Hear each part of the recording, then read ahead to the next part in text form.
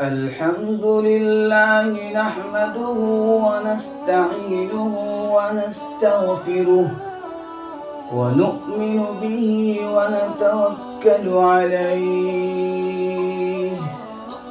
ونعوذ بالله من شرور أنفسنا ومن سيئات أعمالنا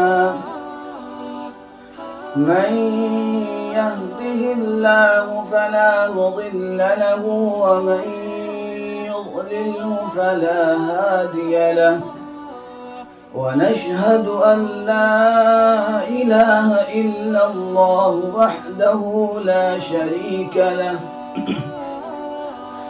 ونشهد أن سيدنا وحبيبنا وسندنا وإمامنا ومولانا محمدا عبده ورسوله صلى الله تبارك وتعالى عليه وعلى آله وأصحابه أجمعين. أما بعد فأعوذ بالله من الشيطان الرجيم. بسم الله الرحمن الرحيم.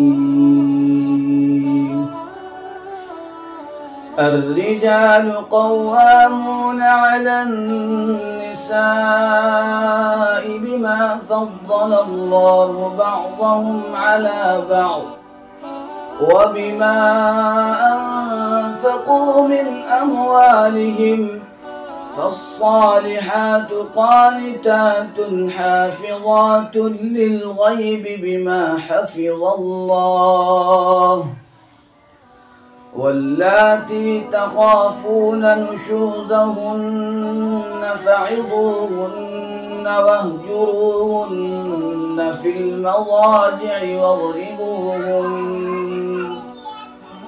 فإن أطعنكم فلا تبغوا عليهن سبيلا إن الله كان عليا كبيرا.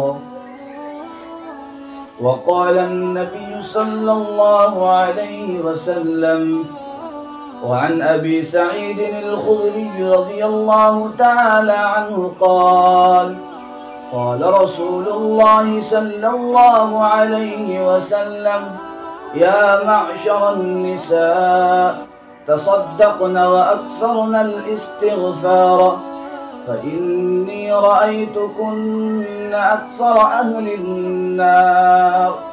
فقالت امرأة وما لنا يا رسول الله أكثر أهل النار؟ قال تكثرن اللعن وتكفرن العشيرة.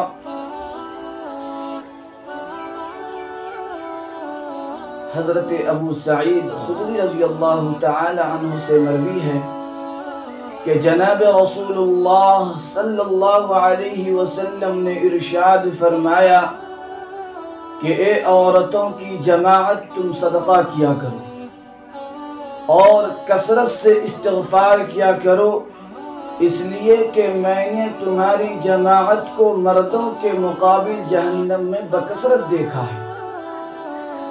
تو ایک سمجھدار عقلمند عورت نے عرض کیا یا رسول اللہ بکثرت جہنم میں عورتوں کے ہونے کی کیا وجہ ہے؟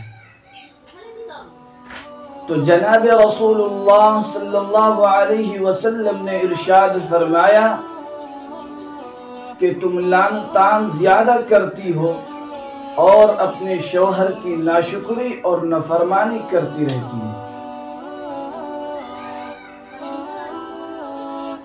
عورت جہنم میں زیادہ کیوں ہوگی؟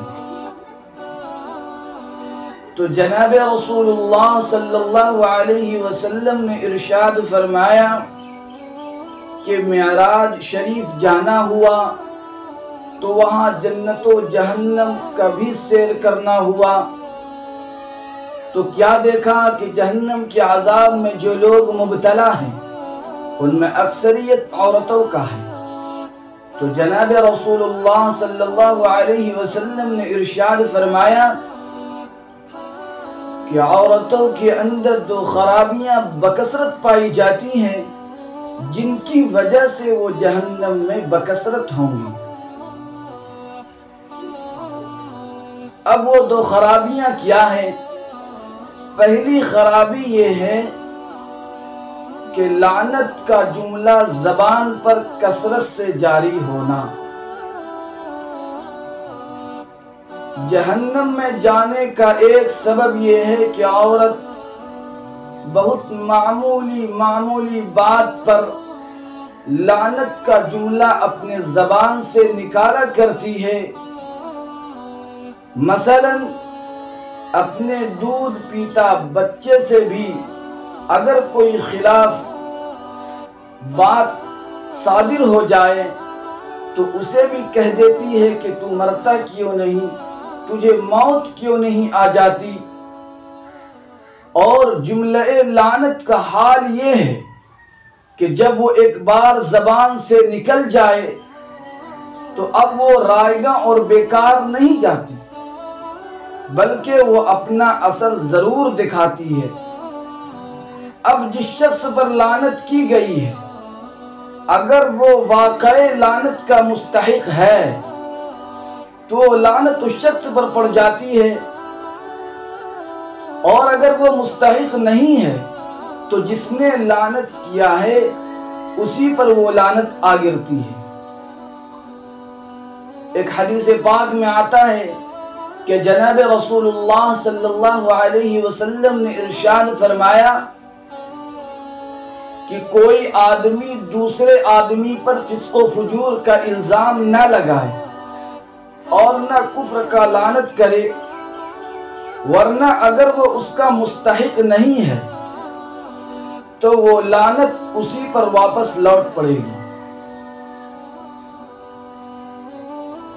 دوسری خرابی کہ وہ اپنے شوہر کی ناشکری اور نافرمانی بہت کرتی ہے، اور اکثر جہنم میں جانے کا دوسرا سبب یہ ہے کہ عورت ذرا سی بات پر اپنے مزاج کے خلاف ہو جائے یا کوئی مطالبہ اس کی مرضی کے مطابق پورا نہ کرے تو وہ اپنے شوہر کے پچھلے تمام احسانات پر ایک جملے میں پانی پھیر دیتی ہے کہ اس مرد نے تو کبھی میرا کوئی حق ادا نہیں کیا، اس مرد نے تو صرف مجھے ذلیل اور رسوا ہی کیا ہے، اس مرد میں نے تو کبھی کوئی خیر اور بھلائی دیکھی نہیں ہے، بس میں ہی ہوں جو اس کے پاس نوکرانی اور باندی بن کر رہتی ہوں وغیرہ۔ یہ سب ایسے جملے ہیں جو شوہر کے زندگی بھر کے احسانات پر پانی پھیر دیتی ہیں، شوہر کے زندگی میں ایک انقلاب برپا کر دیتی ہے۔ ایک حدیث پاک میں آتا ہے کہ جناب رسول اللہ صلی اللہ علیہ وسلم نے ارشاد فرمایا کہ مجھے جہنم دکھایا گیا، تو کیا دیکھا کہ جہنم میں اکثر ایسی عورتیں ہیں جو اپنے شوہر کی ناشکری کرتی ہیں اور اپنے شوہر کے احسانات کو فراموش کر دیا ہے۔ اگر آپ ان میں سے کسی پر ہمیشہ احسان کرتے ہوگے، پھر وہ کوئی بات اگر تم میں خلاف مزاج دیکھ لے گی تو وہ کہہ دے گی کہ میں نے تو کبھی بھی تم سے کوئی خیر اور بھلائی نہیں دیکھی ہے، اور یہ چیز اللہ تعالیٰ کو کسی بھی حال میں پسند نہیں ہے۔ اللہ تعالیٰ ہم سب کو معاف فرمائے۔